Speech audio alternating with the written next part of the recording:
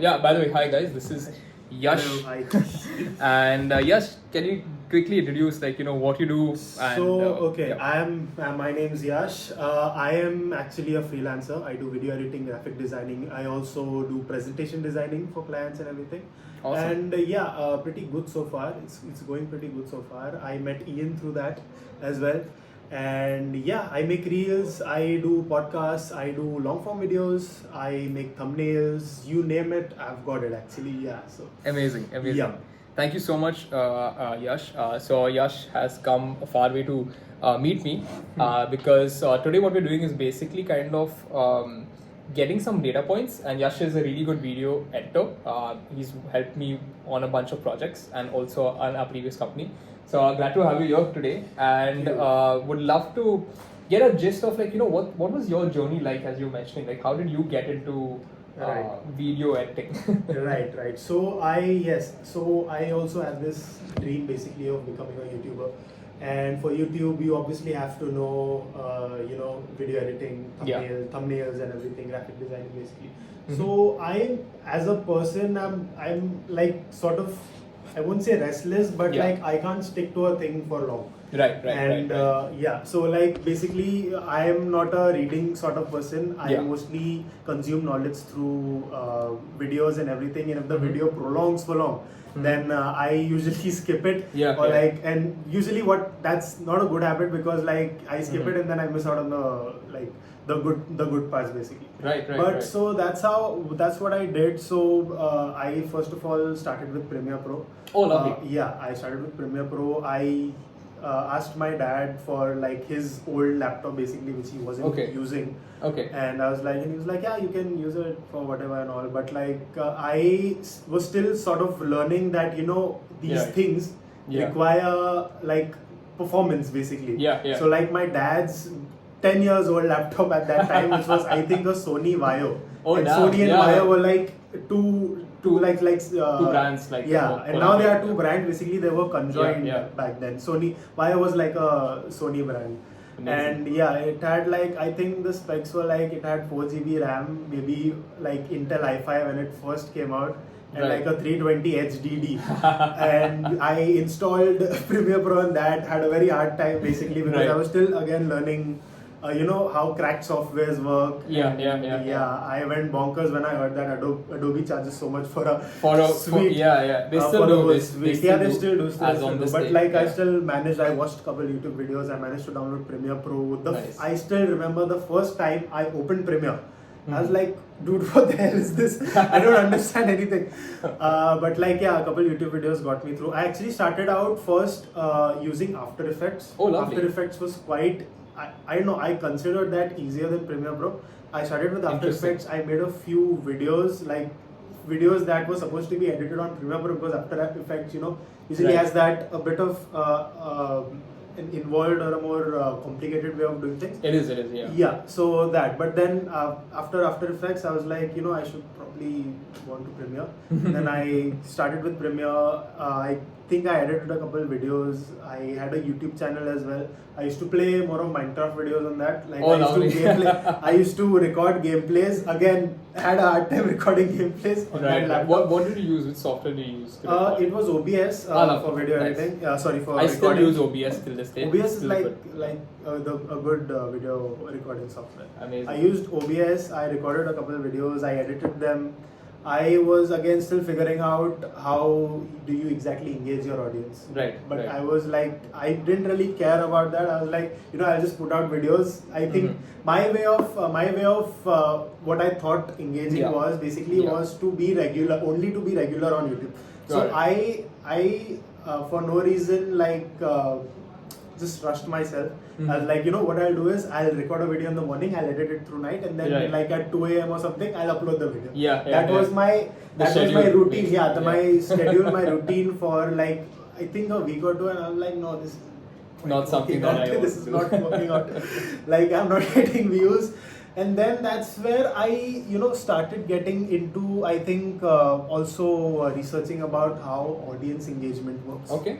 how do you engage with your audience, how do you, because if you see it as a bigger picture, getting clients and Yeah. engaging audience Yeah. in a bigger picture is more of the same way. You have to Yeah, yeah. convince people that, you know, this is what you are providing and this is something that you'd be interested in. Absolutely. And so that's how I just had that thought of getting into client-based video editing. Right. So I got my friend who is really good at arts. His name is Okay. Vijay. Okay. Got my friend into arts. He was also like usually a person who did work for free. So he's Okay. good. He's really good at arts. Like making, like sketching and painting and everything. Right. And he also like made all of that for free. And I was like, Mhm. you're not supposed to do that. You know? Yeah. It was, I think, 8th grade, and I was like, wow, you have good talent, but you shouldn't like give it away for free, because people will start taking advantage of you. Correct. And obviously, he didn't listen to me. But I was like, you know, we can probably do something about this. Yeah, You know, yeah. see, I know editing. You can get into graphics, Yep. and he didn't know what graphic designing was. So I taught him a bit that, you know, this is how Mhm. graphic designing works. Yeah. This is how posts work. Yeah, Instagram posts. And how posters and everything, thumbnails, everything just work. Right, and then right. it's like, yeah, this is something I can do. So Interesting. he also, again, he comes more of in a lower class background. Okay. He didn't have a laptop. He I think just got a screen touch phone at that time. Okay. So he started out by using Canva. Okay. And in Interesting. Canva, Which year was this approximately? this was my 8th grade, so maybe like Your 8th grade. 2016, I think. Damn, Canva is that old? Yeah, it's, Wow. it just started out at that time. I think. Yeah. So he used Canva, and that it didn't have a lot of stuff Features, back yeah, then. Yeah, pretty but it sure. was just starting out. Yeah, it didn't Yeah, have a lot yeah. of features. I'm not sure how old is that. How old is Canva? Maybe like he didn't use Canva, he used something else. But what Possible, I know yeah, of yeah. him, Got he it. used Canva, Mhm. and he started out with Canva. He was like that person who didn't want to use ready-made templates. Right. He used to make everything himself Nice, in Canva. nice. But That's right. you know what people presumed was that, you know, Canva does everything for you. Yeah. So like, how is this? How are you gonna sell this? Correct, No, correct. I use this. I use this in a different way. Yeah. Like making everything. True. And so we came up with this thing that, you know, we also sort of tried to brand it, Right. not like commercially or something, but just to call ourselves that. So we Correct. came up with Studio Alpha. Okay. Studio Alpha. So Interesting. me, Vijay, and then I got another friend into this who Mhm. was Karthik. Okay. So we, us three, I was teaching Karthik how to edit videos Okay. and everything. I think he had also just gotten his laptop, and you're like, Nice. you know, see, what I'm doing is I'm getting myself into fests and everything. Yeah. And you know, I think I might get clients from here if I just talk to people. Yeah. No worries. It's Moini. You want to take that? No, it's okay. Okay. Okay, so yeah. So where was I? Yeah, Fest. Best. Yeah. Yeah, so Fest, and yeah, Fest is how I got to know Puro again, and Right. he pitched his whole thing for me. He told me what Stitch Network was about Yeah. and everything, and I was like, yeah, I think this is something I can manage, and Amazing. so I talked to my friends about it. Like, yeah, we should probably do this, because Lovely. both of them actually at that time were facing a bit of financial issues, and Right. they were like, you know, we should also start. This Yeah. is first year. First year. Or second year of college, Right. and they were like, yeah, I think we should start doing this. So Nice. so I told him that, yeah, I told Puro that, yeah, I have a couple of friends. Nice. One knows graphic designing, one is Lovely. learning video editing, and I am aware of video editing. Right, But right. at that point, I was like pretty intermediate, I think, like Yeah. intermediate to expert in video editing. Nice. And still again was using that Sony Vaio laptop. I didn't have a laptop. So I told Pura about this, that hey, like I can handle intermediate work. Yeah, If yeah. you expect something like pretty high end, Yeah. this is something I cannot do right now. So is that okay? And he was like, yeah, I just need a couple reels done for. Yeah. I think John was the first person's Client or video, something. Yeah. first client that I edited Got it. his video, and John was like in love with that, I guess. Yeah. Because I think at that time you added me into that crazy Crazy Cyber which- crew, yeah. that group, and and I was like, probably I also started giving Yeah. advice at that time, if you remember, because Correct. the videos were in landscape, Yeah. Yeah. and I think John was. I think John was like moving away from the camera right after he said his line. Yeah, yeah. So I wasn't getting, Yeah, that's I wasn't right. getting a cut time or something. So I was Yeah, advising yeah. like, hey John, this is not how you do it. So first of all, start recording in portrait. In portrait, I think yeah. your camera can do that, and Right. that. And I told him like just stay in the shot for 3 Yeah. seconds so that I get a cut time. But like I really love the edits like for Crazy Cyber Crew, like Right. they're really nice, and Right. and John is always a fun guy like to work with, you know, Yeah. regardless. So like yeah, I mean if John ends up seeing this video, you know, well and good. No, he's a great person. He's a- I happened to have like a few WhatsApp conversations with him. Nice. He explained everything pretty Yeah, well. Wherever I was confused or anything. Nice. He's a And- very lovely person. to work with. He praised me Like- for a few edits as well, and I was like, Nice. that's Nice. really Yeah, awesome. That's he's great. a great guy. Yeah. Yeah, so I think John's video was like one of the first commercial videos that I've made. Right. Before that, it was probably just based, like it was just contacts based, not exactly contacts based, but you know, my friend needed something, Yeah. and I edited it and I gave it to them Got it. for free. Like nothing, Okay. no monetary value Fair, involved fair. exactly. Fair. But like before that, I was still at that point. I was still like before FI and SI. I was trying to get clients on Upwork and Fiverr. But at that point, I realized that I don't exactly have anything to show Right. because I hadn't created anything except for the YouTube channel, which I edited videos for. I wasn't Right. exactly proud of that. I didn't want to show that as Yeah. an editing base. Yeah. Because I was like, no, this probably won't work out, and I need to make more presence. And that is actually another reason why I joined Fest, so that I can get something in my portfolio. Yeah. I joined Mosaic then. Right. Yeah. So That's I joined Mosaic. I joined the graphics team. Nice. Got I to was know- part of the graphics team also Yeah. initially. Yes. That's very cool. So I built relationships from that. Very nice. Mosaic at that time, I think a bit. It was. I don't think it went that well. Yeah. Probably. No, that's right. Yeah, because it was quite daunting on my mental health because that was like one of the first fests that I joined. Right. And so putting out graphics, the graphic designs and video editing. Yeah. Thus, I think 90% of the people, I think 4 out of 5 members were graphic designers, and they used Canva for it was there's a little bit of a beef with like Canva and like, Photoshop users. Photoshop I know. users, I think like- I'm not a fan of Canva Yeah. because Same. I know that it does the work for you at this Yeah, point, yeah. and that's how people are using it for. Yep. What they're using it for, and I was like, no man, this. Yeah. Like I mean, if they were to add like blending modes, maybe I would consider using their tool again. But like Maybe, the yeah. lack of blending modes and I mean, I guess it's a Canva thing. I mean, I recently worked on a project wherein a client asked me to design this on Canva. Yeah. And I did warn them initially, like, hey, are you sure Canva, like, because they wanted to edit it. Yeah. But then I made it on Canva and they didn't like it. I made the same thing on Photoshop, instantly approved. Oh. So like I mean, like they were mind blown. Like, okay, wow, blending Photoshop. modes. You Yes. can interact. Like it has Mac that interacts with various Right. colors and stuff. Like Right. so, yeah. Yeah.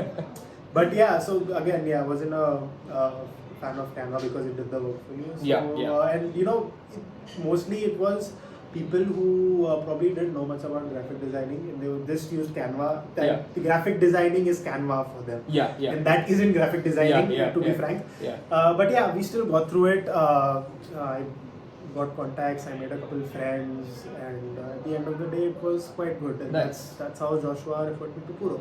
Very So nice. I think I got something out of Mosaic. That was Yeah. okay. And then after Mosaic, I thought of like taking a break, but then my friends from Mosaic were like, why don't you do cutting chai also with us? Cutting chai. And I was like, Yeah. okay, what do we have to do in cutting chai? Is there like a video editing thing, or what does it do? They're like, no, we need to make a movie for this one. After movie. And not an after movie, no. Okay. Mosaic had an after movie. Okay. Mosaic had an after movie. I made that after movie completely. Nice. The thing about that was that the first day, first day, like I think my time Mosaic had only 2 days. Okay. Instead of 3 days. It was going to be 3 days, but like Yeah. they just cancelled it and made it 2 days Okay. because of a lot of chaos and Right, politics right, going right. on. Yeah. So they needed the video, the after movie edited on the second day. Oh, Because they were supposed to show it on a huge, I don't know, that Screen. was the plan. There was huge screen on our basketball court Okay. with a projector and everything. They wanted to show that after movie over there. So Mhm. like I was also pretty stoked because Yeah. so my video. 1 day deadline. Right? Yeah, Not one even day one day. deadline. Not Yeah. even one day. Not even one day, yeah. Not even one day. And the thing is that on the first day, first day the cameraman will record the video. Yeah. And the time it will take to transfer all those files to a hard drive or anything. Yeah. And then going back home. Yeah, and yeah, editing that. So I was like, I don't think my Sony Vaio is going to handle this. So Fair. I reached out to a couple of seniors in BMM when I was in, I think, second year, my Right. third years. Right. One of those friends had a computer, Okay. a good RTX 3060 computer, Okay. but he lived in Mira Road. Okay. Yeah, and so I had this whole plan that what we'll do is the first day na, like आधे दिन के बाद what I'll do is after you record your footage na, Mhm. I'll take it on a hard drive. I'll take Mhm. all the footages on a hard drive, and then Yeah. and then I'll go to Mira Road directly Yeah. half day mein. Yeah. And then I'll start editing it. I'll Mhm. start editing it, and then next day na maybe I'll just not sleep at all. I'll do an all-nighter, Right. and then you guys can come and whatever. Mhm. Because this person whose house was there in Mira Road, he was also supposed to edit for an movie because Right. he was in the same team Right. of the Right. graphics team of Okay. Mosaic. Interesting. So, but what he did was he also got a new camera. So he also offered to shoot videos from his Sony. He got a Sony camera, which is a Yeah. pretty good camera. And he offered to shoot some videos for this Yeah. thing for Mosaic's first day. So he just stayed back in college, and I took his keys and Right. I just rushed to Mira Road and I went Yeah. to Zoom. Correct. And so I started editing it, and these guys arrived at about like 6 or 7 in the night. And Right. then I was also pretty tired actually at that time because I didn't get to sleep because the previous day or the first day they called us at 6 a.m. in the morning. Oh damn. And at that time I used to live in Andheri, so like Yeah, it wasn't yeah. that daunting to me, but like Correct. it was cool. Nice. So nice. then I kept on editing. I Right. was the only person who was editing. This friend had not touched Not the touched, computer yeah. at all. He actually came and he had a bath and I think he went to sleep. Oh, After damn. that, I was like, क्या कर रहा है यार? Yeah. मेरे को help चाहिए. And it's okay. So I just rushed myself. Like the first day was like 90% of the after movie. I edited it. Nice. Till like morning 6 o'clock or Mhm. 7 or something. Right. And then I just was in front of the computer for like I think more than 12 hours at that point. Right. I didn't sleep. I didn't get a blink. I didn't eat Didn't anything. eat anything. And I was like, नहीं ये जाएगा basketball court में. I wanted to be there. Nice. And so that was like the motivation that was driving me. Correct, And so by I think 4 p.m. or something, they were like, I think the after movie should be Should be like- 90% ready because Right. I had filmed the first day's footage only Yeah. in that in Premiere. Yeah. I had kept that. What was the edited. entire duration of the clip like? I think it was about 6 to 7 minutes. 6 to 7 minutes. Yeah, Wow. 6 to 7 Wow, minutes. that's good. But it had like I think high-end footage and everything. Na? Yeah, yeah. So it was quite hard to No, make it even dude, on a like RTS. 7. I can understand like long format 7 minutes. Yeah. It takes time, and you need to like. And you need to also revisit plan it. it. Yeah, plan it. revisit again and again. You Yeah. have to plan it. Like, how is this gonna Yeah, go? yeah.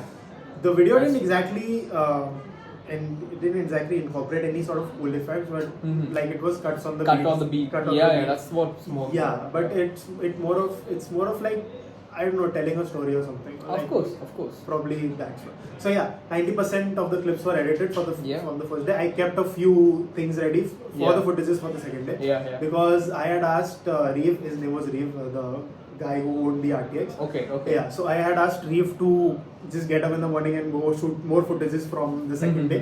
I stayed back editing. Yeah, yeah. For like for like I think 3 or 4 o'clock. Then I left from his house. I had Correct. copied everything to his hard drive. Yeah. I left from his house. I had reached college. I think I didn't even have a bath at that time because I didn't sleep at all. I just rushed to college in the Lovely. same outfit.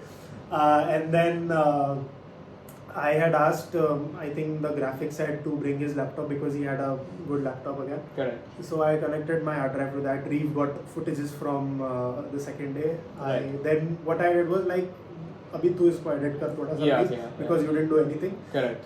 So I had asked him to edit this. So he edited it pretty good. I just overviewed it and then I placed my own cuts and everything. Correct, And then the correct. after movie was ready. Awesome. Awesome. And then unfortunately, I don't know what had happened, what their plan was of how getting the projector to work in the basketball court. Yeah. They didn't show the after movie. Ah, damn, man. Oh, shit. So, so that was like a pretty huge bummer. I had my whole 24 hours, I think, flashed against my eyes. And I Yeah, was like, yeah. oh shit, Damn. this is not right. Yeah. I mean, so yeah, that's crazy, man. That's crazy. that was really heartbreaking.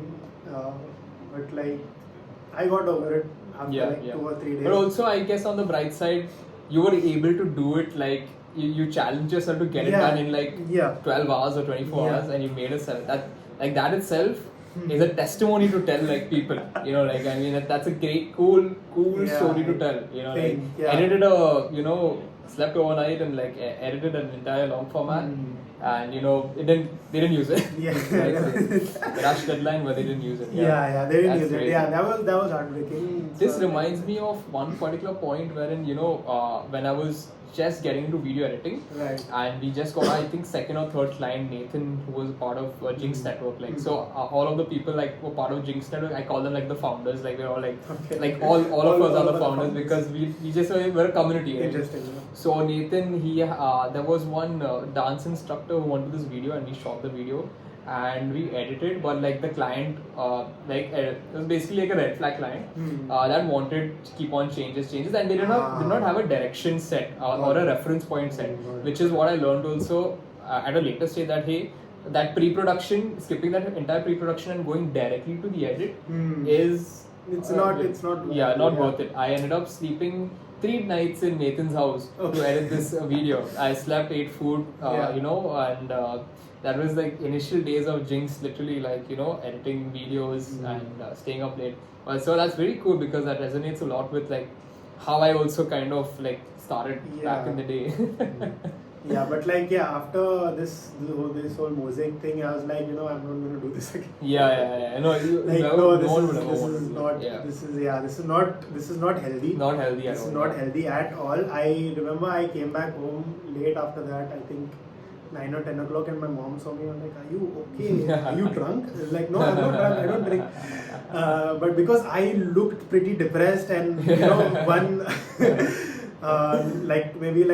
I think 1 or 2 sleepless nights, and I was like, my face wasn't good. So I think like after I reached home, I slept for like I think 12 hours. Nice, like got a good sleep. Got a good sleep. I needed that sleep. Yeah. And I was like, no, I'm not gonna do that again. But then some of the music people invited me to do cutting chai. Okay. And they had set up the whole Nice. committee. Cutting Chai also did an event here in this space. Oh, yeah, okay. Yeah, I think it was I don't remember what era, which year, but they did like this. I think CL kind of they get all these like a meet, like a event. It was an event basically, like literally like an event wherein they had a party, dance, and like a few games.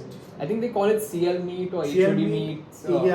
Wherein there's I'm very unfamiliar with College Fest because I was when I was in college, the only thing I worked on is like Mosaic, yes, that College Fest, but the most of my time was building Jinx Network actually, and like working on client projects. So not know much, but Cutting Chai had done this one event over here. Wherein I think there are different HODs from different colleges. I know. Yeah, that's called a CL meet. Yeah, that's called a CL meet. Yeah. Yes. So they do it in the AV room of the college. Okay. Yeah. So mostly they they do the CL meet of Mosaic in the AV room. Right. I think for Cutting Chai, I'm not sure. I've never been to a CL meet. Same. Yeah, because so what happened was they set up a committee, and the head of the movie thing basically, his name was Ryan. He was also a senior. Right. He also asked me to, he was like, please, you be my editor. We'll just we'll get through things, and then we'll make it in an organized way, and just do it perfectly. Yeah, yeah. Spoiler alert, it was not in an organized way. Yeah. Somehow I found myself being more involved than the HOD. HOD, okay, fair. Which I think he might also agree to it. Yeah. But yeah, so I think our contingent was Rick and Morty. Oh, lovely. So yeah, so we were asked to make a movie on Rick and Morty, and what Cutting Side does is they give us challenges. Like, lovely. you're supposed to incorporate these challenges. Yeah. In most of them is like incorporating, I think VFX and some sort of VFX or CGI. I have seen, I on Instagram, like I was not involved with it, but I just Yeah. happened, like people share this stuff on Yeah, social media, yeah. so I happened to see like cool animation of like Phoenix, and like there are different Yeah, I guess yeah. contingents. Some Yeah. people were like some ghosts or something, like Halloween type. Yeah, maybe currently I wasn't there for the for this year's Cutting Chai. I don't know. This was like 3 years ago. Okay. 3-4 years This ago. year's Cutting Chai, I was like, no, Yeah. please keep me off of this. Yeah. Yeah, so yeah, then what had happened was we brainstormed on the script. We got a story. There was a dialogue writer who did an Very amazing good. job with the dialogues, I think. And then we started shooting, and yeah, I found myself directing. Mm-hmm. I found myself directing Cutting Chai. It didn't go quite well. My direction wasn't there because I didn't exactly have any experience in Right. direction at all. Right. But yeah, so I directed a bit. The HOD also helped, obviously. Yeah. And then after we thought of doing green screen and everything, Yeah. but not knowing what green screen is actually, how you do it in real life. I know what green screen and how to work with it, but how to incorporate VFX in that green screen. Correct, like So, practical, yeah. effects, So like, what do you exactly do to get the best results? And we were short on time, so I couldn't get to research also. Yeah. Again, same thing happened was that I couldn't sleep because now I found myself devoted to Cutting Chai's Rick and Morty movie. And I thought it had potential and everything. So yeah, that's what we did. And then we shot everything, and then now it was time for editing. And at this point, we had like 3 or 4 days, I think. Okay. 3 or 4 days to to the submission of the thing. Okay. Yeah, and which is again, to edit a movie, it's quite less. Yeah. But again, I went to Mira Road. I was like, Reeve, I need your laptop. He wasn't in Cutting Chai this time. Okay. Ryan was again a friend of Reeve. Right.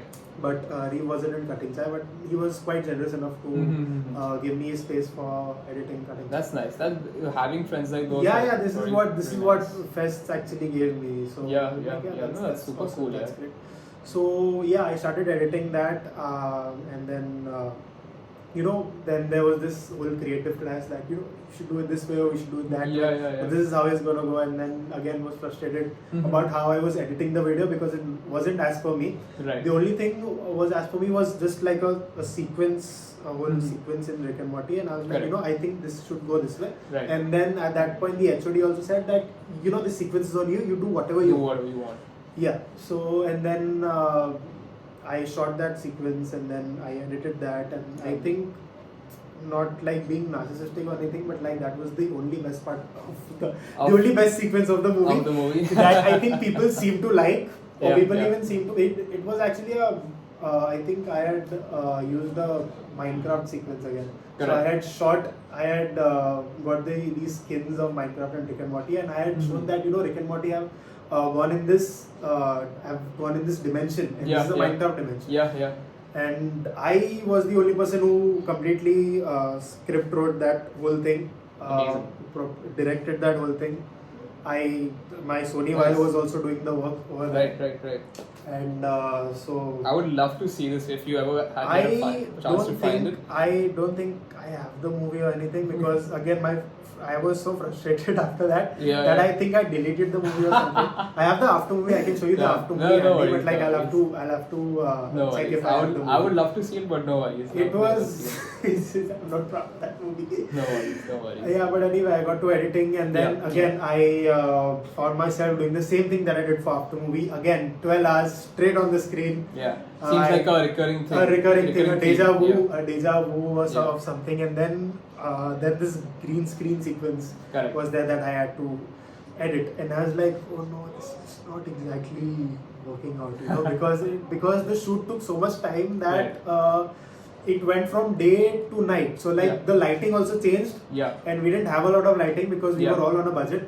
So Yeah. the lighting changed, the green screen wasn't acting up, and Correct. it wasn't exactly looking that. I was Right, like, right, I right. think we'll have to remove this whole sequence. Plus, it was also the time limit was extending from what Correct, it was. correct. So I was like, I think we should remove this because like I don't think it's looking shit, Yeah. and yeah. I don't think we should do this or anything. Like, sometimes it's best to even the things Yeah. that you put too much effort to and initially, Like, you it's just okay have to to let scrap go. it. Yeah, You just have to gotta let go. That happens a lot. Like once I've realized, Yeah. build out an entire sequence, put in so many effects, but then playing everything, it's not really going. So you just okay, it's like a sacrifice you're gonna Yeah. make, delete it and let go of it. Again, no research also led me to not know what VFX am I supposed to use. Like, how am I going to do this? I have to create, if I want to create a portal. Rick and Morty means portals. Yeah. So like, I have to create a portal in VFX. How am I going to do that? Yeah. I didn't know that. So as I was editing, I was researching at the same time. Yeah. This is not really a good way to go about. You're Yeah. supposed to keep your research ready. But I was again busy with directing the whole Yeah, thing, so yeah, I didn't yeah. get any time. Yeah. You're already wearing multiple hats. I at was this point. wearing multiple hats, yeah. Yeah, yeah, So, yeah. But that's super cool. I wanted to know, so right now, what are the more prominent tools you use? I know that probably Premiere Pro and After Effects are something that you use. I also know that you use Photoshop because we worked on a project called that 6 a.m. glow thing Yeah. video. I remember, and you had made this cool thing of this this bus and stuff and initial. So what are the tools that you often use? usually? It's mostly Premiere and After Effects. For 6am Glow, yeah, I used After Effects and Premiere Pro mainly. Okay. I think for some sort of segments, I had used Photoshop, but Right. it was mostly Premiere and After Effects. Premiere and After Effects. That's very nice. And how long has it been using these tools?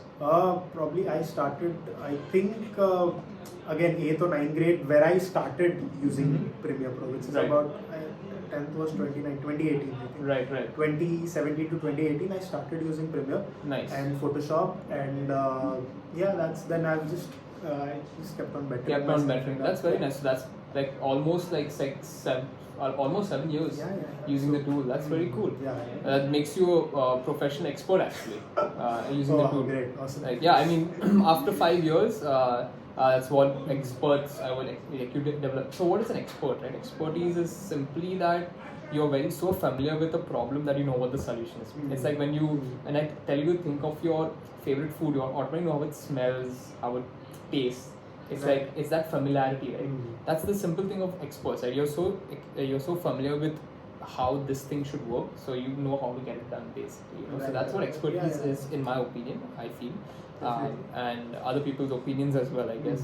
But that's super cool to know that you've had a huge journey from starting out in college, doing a bunch of after movies, bunch of fests, sleepless nights, the usual of every creative, Yeah. and appreciate it, bro. You hustled through these times, and you produce good quality work. The reason I wanted to meet you is because I wanted to obviously know who you are also, Yeah. and also I learn more about video editors in general, and because I believe everyone has a story. Yeah. Everyone has a thing of a translation of what Right, they right. actually do in a creative form and in a creative way. Yeah, So that is super cool. I was just also curious to understand about where do you usually used to go to learn when you did not know where to go, if you didn't have direction with the tools. If I were to ask you, what would be your top 5 channels or people or creators that you go to learn, or what are your methods of learning video editing? Right. So mostly at the time where I started video editing, there was probably no one to guide me or anything like Yeah, what yeah. video editing is. Yeah, yeah. My main source was YouTube. Right. So I don't have any specific people that I followed on YouTube. But there were a bunch of channels that I kept looking at again and again. I'm not really sure. I think one of them was Peter McKinnon. Yeah, Peter McKinnon, yeah. So I loved his editing style and everything, and I think he had a good editing style. So I kept going back to his videos. If I didn't find my like the solution to my problem or anything, I just kept on surfing other videos that would provide me with a better solution or anything. Yeah. So yeah, my main source was YouTube. I didn't exactly learn from a person or like physically or anything because no one YouTube, exactly. like virtual. YouTube was the only option I had. Yeah. Got it. And what would be the best way to learn from YouTube? So the thing is that YouTubers, I think for video editing or something, now they again like to prolong the content a lot because I don't know, there's probably a certain mark that they have to hit or anything. So it's important to watch it patiently, which I never used to because I found myself skipping to the video, like just get to the point. Get to the point. But like because you will miss on a important step. Yeah, you miss an important step. You miss. And then you wonder like, why is this not? Yeah, and then the thing is that with your solution, your the way that you edit it, then it will also get prolonged. Correct. So maybe like a few seconds or like a few minutes or something. If it will save you a lot of time, then it's a better thing. It's great, yeah. It's a great thing. Even if I believe like in video editing, if you're able to make 3 steps into 2 steps, that can compound into like a huge workflow for yourself. Right. So usually as I said, like I found myself skipping to the videos. I'm going to Premiere and then I'm trying to incorporate what I learned from that video. That's not happening because I skipped through the video. Right. So that will again take much more. That will consume much more time. So it's better to keep it that way as to watch the entire video or anything. Right. And there's a lot of clickbaits. There are a lot of false information around. But True. It's all about experimentation for video editing. Yeah. Video editing and graphic designing is something that you'll only learn if you use the software again and again. Love it. It's not that you will just watch tutorials and like I can do this or I can do that. You have to use the software again and again because not everything that is that you'll need will be provided to you by tutorials. You have to figure it out yourself. Because there were there were pretty situations that I couldn't get my my answers from the tutorial. So I had to just open Premiere and I had to look at each and every feature that would provide the solution. And that actually also led me to learn more about what steps and what features this Premiere had. Correct. Patiently. So patience is really important over here. Probably with everything in life, patience is really important. Photoshop was something that I didn't look up much tutorials of it. I just surfed through Photoshop and I was like, this is pretty good, I put an image there like on the canvas and I just used each and every tool on it and I knew how all these tools worked and what Photoshop is capable of. So that's interesting.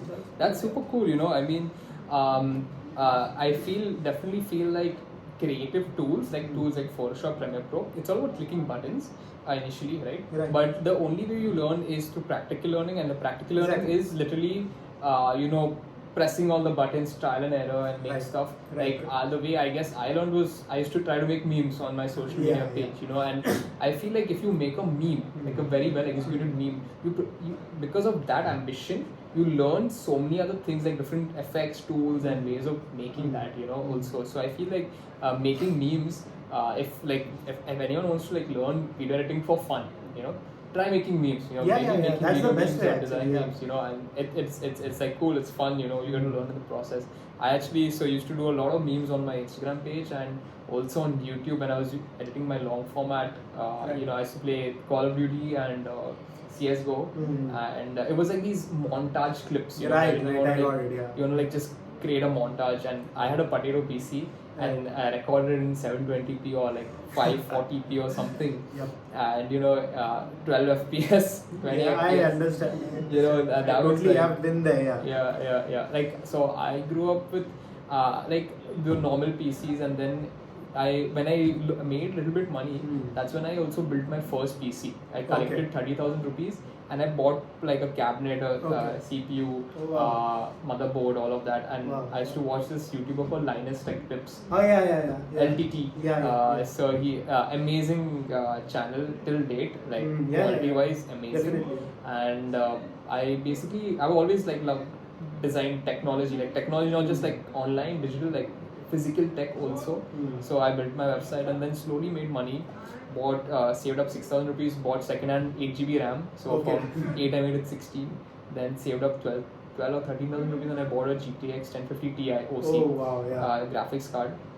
Then added another what do you say SSD or HDD. Got it. And basically I've been screwing around with computers and tech and that stuff. And then eventually after making some more money, I bought this laptop of mine. It's still that old laptop. In fact, this particular keypad is Okay. as old as the laptop. It is, as you can see, the Yeah, heat yeah, map I know. of what buttons I've used. Yes. And I mean, if this laptop does, I'll put this in a frame and stick it on my Oh, yeah, wall. yeah. I've actually done that. I think my Sony Vaio actually just broke down a couple months ago. Oh damn. Yeah, so I again didn't have any laptop to work to. So Karthik again offered his old laptop before he Right. got a new one. Right. So I'm still using his laptop. It's in my bag currently. Nice. But like after the Sony Vaio died, I removed the HDD from that. I cased it and then it's on my cupboard, right? Like it's Right. like this is like something. This is something historical currently. Yeah. No, that's Because it interesting. has. Yeah. I've put it through everything. I put it through a lot. Yeah. And like this deserves Full to pressure be tested. Full pressure tested. Got it, Actually, got it. use that 4 GB RAM to its max Right. settings. No, that's interesting. As an editor, what do you think would be the perfect specification laptop? For anyone who's getting, like for you, for your use case, what do you think would be an optimum? Like, I would like to have this type of laptop because it will help me, streamline the entire edit process. I think video editing in my opinion, needs the highest end available. But there's also what I learned currently, that there's also a difference between gaming laptops and productive laptops. Absolutely. So gaming laptops can't exactly do your productivity work. Yeah. More than it does gaming. Yeah. It's made for gaming. You can only use it for gaming. If you use it for productivity, it might face some issues. Fair. Unless it's advertised as a gaming and a productivity laptop, Right. then it's a different thing. Otherwise, I think you're most likely to go for a productivity laptop. Okay. If it's a productivity laptop, probably an Intel i7 or an RTX 4050 would work. Okay. Maybe. Okay. I mean, that's like the highest end Yeah, of 4050 currently, because that's what Premiere is asking right now. Yeah. I also again Karthik has a 3050 laptop, I think, with a Ryzen 7. And I had actually edited the MVM6M Glow on that. I had borrowed his laptop because I needed that. Again, Right, solely right. why I couldn't have done it. Yeah. So I borrowed it, and then I found myself, the laptop went through like 2 or 3 BSODs with like complete hardware failure. Yeah. And the laptop was probably like just 2 months old or something. And I apologized to Karthik. That's He was fine. like, That's- look. more than I thought was chill. Ayush, I guess, was the one who went a little bit crazy with the thing with is the that edit and all. the I was telling Ayush, like, bro, chill.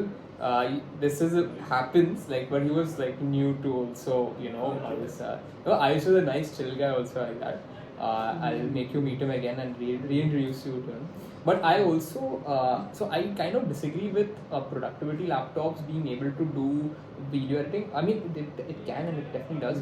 But I'm more pro gaming laptops, because when you gaming laptops, the best part is that productivity laptops, they are priced at a particular point for like corporate people and business people, and they purposely price it higher. And the specification you get is like they don't have a graphics card, which is a big bummer, because I always so this particular laptop I've recommended it to 4 or 5 other people. Okay. And This is a gaming laptop. This is a gaming laptop. Yeah. So gaming laptops have a graphics card, and the reason why you need a graphic card is because a graphic card has CUDA cores, CUDA, and those cores can be used to process video, basically. No, I agree. So that's what I said, that if it's a gaming laptop and a productivity laptop, because I know productivity laptop mostly use integrated graphics, right? Like Intel Xe or something. No, I'm not saying those productivity laptops, because I'm definitely sure. And a laptop that has a graphics card. So again, I said as like an RTX 4050 or something. So most productivity currently now.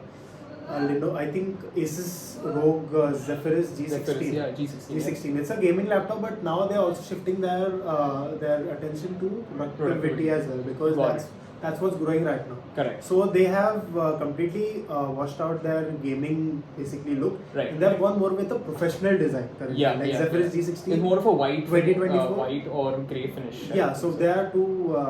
So it's slim, it's lightweight, and it looks classy. It doesn't look like a I don't have the perfect analogy, but it's Right. it doesn't look like a hub or something, Hub, like an yeah. RGB hub or something. Like a Asus ROG, like the Yeah. Republic of Gamers, those big, Yeah, huge those big. gaming I'm not really a fan of laptops. those gaming laptops. Yeah, yeah. Because Too heavy. Yeah, too heavy as well. They don't look quite appealing to Yeah, me. yeah. I know. I'm sure like they probably just want to give out the more of a gaming look, but Yeah, I'm not that much of a Yeah, I fan think of they RGB overdo it lights a or little bit. something. Yeah, yeah. Same So- here. I don't use any. I think Yeah, it's based that's electricity for sure. This laptop looks Yeah, good. and yeah, I mean, this is like the Asus TUF FX 505 DT. Okay. It came with stock 8 GB RAM, Mhm. 500 GB SSD. not SSD, HDD, HDD, SATA okay. HDD, and yeah, it's a GTX 1050 or something. GTX, sorry, 10. 80. No, 1060. It's one of the 1650. 1650. 4 GB. Good for gaming, but then video editing is something that requires a lot of RAM. Is what I want to say. Exactly. Tandem access memory is super important for like video editing. So 8 GB ko 16 GB kiya, and then eventually I've maxed this laptop out with 32 GB RAM, Okay. and I've put a NVMe M.2 SSD, SSD, yeah. and then also this has 2 slots, and this also has a 500 GB SATA SSD. Okay, So SATA okay. is like those I know, the disk, I and got it, NVMe is yeah. like this. Yeah. And NVMe I store all the OS because that like is like super fast. quick, super fast. Mhm. And also one discovery that I made, the BSOD issue is because, and I don't know if it's proven, but this is my theory. BSODs are caused because of mechanical failures in your hard drives, and if you switch out your hard drive for a solid state hard Yeah, drive, yeah. simply because this is mechanical, this is electrical, Yeah, yeah. this has wear and tear, this is like, This is like electrons. Electrons, yeah. I've never faced a BSOD ever in my life after I switched to an SSD. To an SSD. Like otherwise, I used to keep on getting BSODs left, right, and center with when I was Yeah, editing yeah. videos on a HDD. Right. So that solved my problem for my lifetime. And from after that, I've never had a BSOD, and always told people that hey, usually I'm also helping people like they look at me as like tech support. They're like, "Arey, I got this blue screen of that BSOD," and then I just filter it. Okay, are you? What were you running? Do you have a hard drive? I have a hard drive. Yes. Okay. How much RAM? Then I ultimately narrow down to the mechanical failure of a hard drive because Right. eventually it's a spinning disk that's going to slowly, I know. wear down. Yeah, no, but BSODs is not just I think hard drive failure, but it's also your graphics failure because Could be, yeah. the 6am, again the 6am glow thing that what it showed was that there is a graphics card failure. Yeah, yeah. It wasn't a hard drive failure, and the laptop had an SSD. Yeah. It had I think a 1 TB or a 500 GB SSD, Right. and it had 4050, sorry 3050. 3050. RTX 3050, and it still failed. So maybe like there's different. Yeah, it could be. BSODs, Yeah. I mean, it's not 100% Not- sure. yeah. I think graphic drivers also Graphic drivers, yeah. might also be a problem. I think so. There are 3 things. Like my friend just started a gaming cafe in Linking Road. Okay. And he's got like the best PCs, like RTX 4070s, I think so. RAM, I mean great gaming PCs. But he was facing a few issues, so. It's either these 3 things, either your Windows is licensed or not licensed, because if it's not licensed, then there's a chance that you don't get updates, and because of the updates, your updates with your graphic driver and your Windows are not matching, so that can crash. Not having an SSD can also be a problem. Yeah. Otherwise, miscellaneous problems could also occur, Possibly, otherwise. But yeah, I mean, moving on, like I just want to like end and wrap up is with these 2 last things, which is what are some problems that you feel that you face on a recurring basis, or what are prominent problems that video editors or you have been personally facing with working with clients? Like what do you think are the problems and what can be done better? Yeah. So again, mostly what I've found, clients do not be clear as to what they want. Mm-hmm. They will send in references. Like I want the video like this basically, like the reference video. Yeah. But when you make it as per the reference video, they don't like it. Right. Because probably the reference video that they showed and the brand image or the brand identity they're trying to create, they're not matching up. So usually what I ask clients, when you see yourself, when you see this reel, like as a finished product, Yeah. what do you want it to be exactly? Yeah. Like yeah. you can show it to me as a drawing on WhatsApp, Yeah. or you can record a voice message or something. Yeah. Like just forget the references for a second and just tell me, like, when you picture this reel, what do you picture exactly? Yeah. Yeah. What do you want in this reel? Like currently, like reference videos are just like it's like you just copy what's already existing. If you have something. Maybe I think if you have a unique idea or something, as your brand is unique, you just don't want to simply copy, then you have to tell me what you exactly want. I can share a few ideas, obviously, Yeah. like, look, these are my past edits or something, like you Yeah. can pick something from here. Yeah. Yeah. Because I have not exactly used these commercially. Yeah. This is like probably something unique or something. You can use these, or you can tell me what you exactly want. It's Nice. fine if it's unrealistic or something. Yeah. We can work that out later. Yeah. Yeah. But just brainstorming at the point that what exactly works at the end. Correct. Like mainly like work. It's kind of like what I've understood also from the personal experience. It's kind of spending that extra time just to workshop with your client to understand their brain, like Right. understand Yeah. how they think and what is when they say make it cool. What does cool mean Cool for mean them? for them, yeah. So Yeah. I always felt that a lot of times because the client wants something urgent, we often skip this part of yeah. pre-production Yeah, I understand. or like brainstorming together, which I feel, because also one thing I learned is that when you involve the client in the brainstorming process, they feel that they're a part of it, yeah. and your chances of approval rates are very high.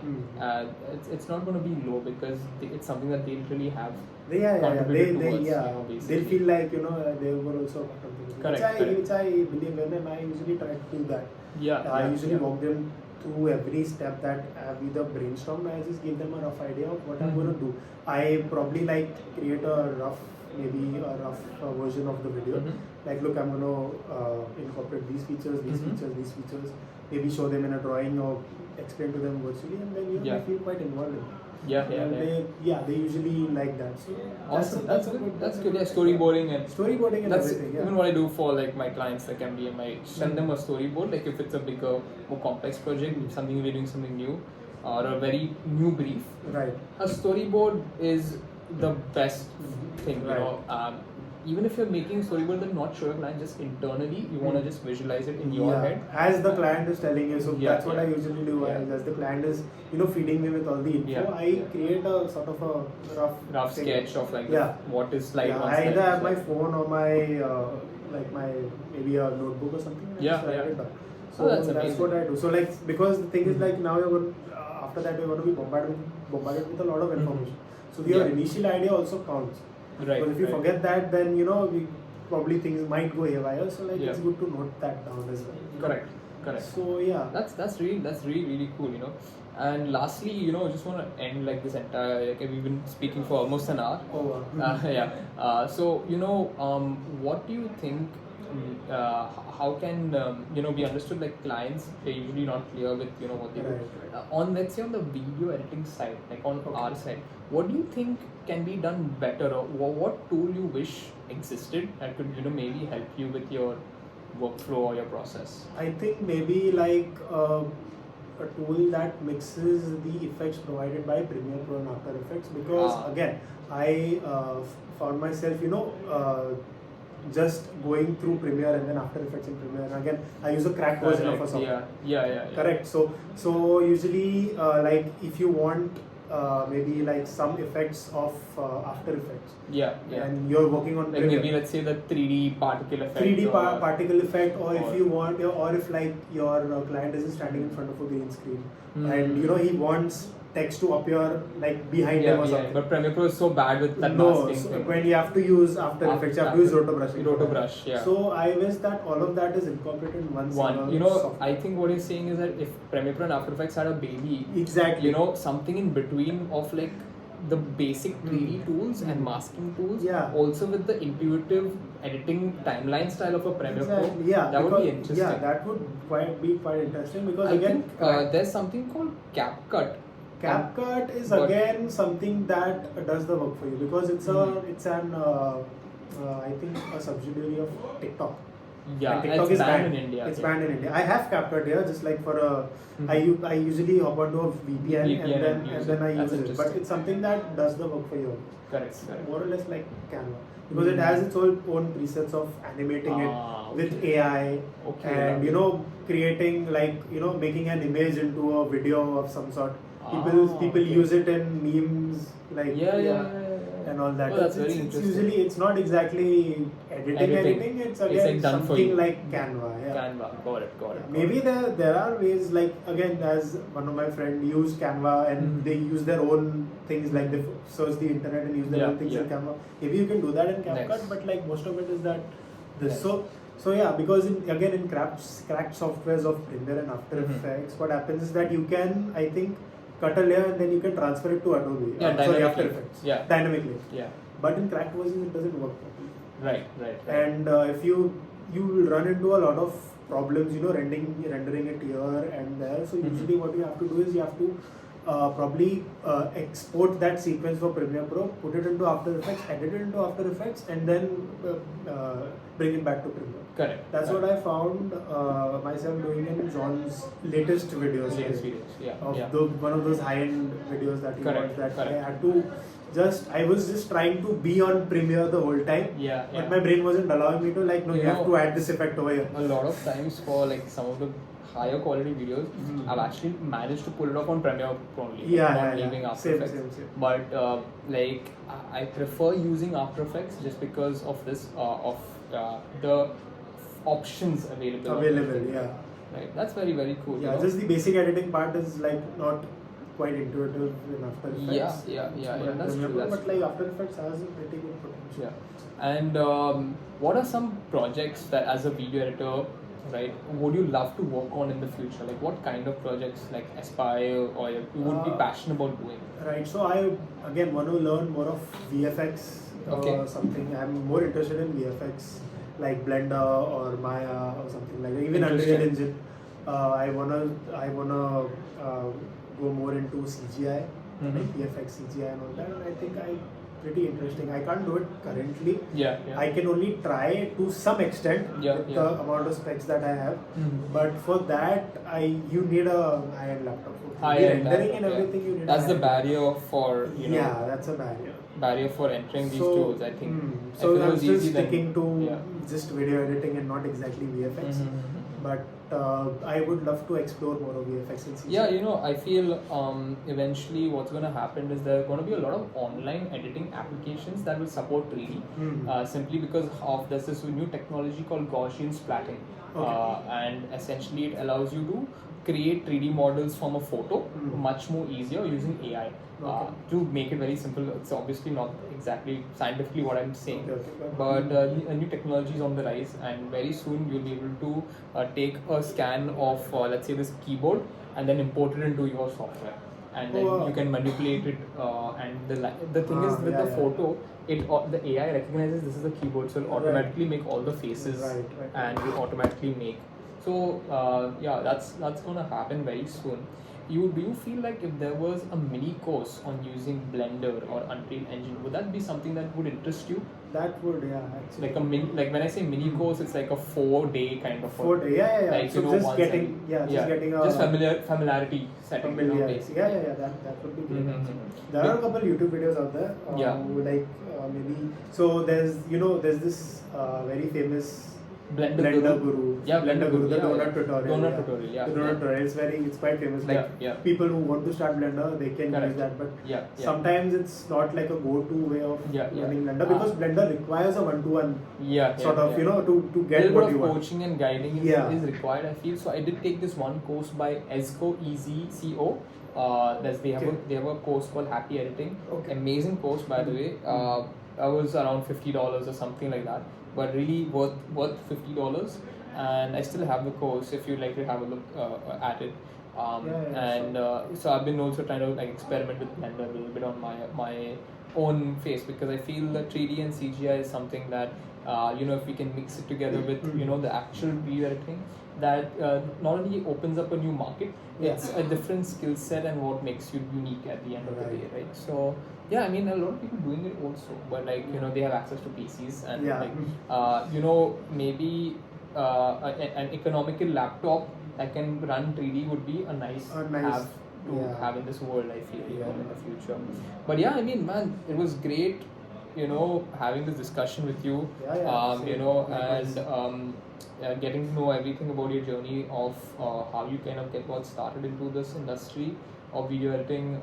What your goals are also, and also, how you tackle like your editing problems and perspectives from clients on the client side of things, and from the editing standpoint. This helps me kind of get a better, clearer vision as to what I'm building with a video company.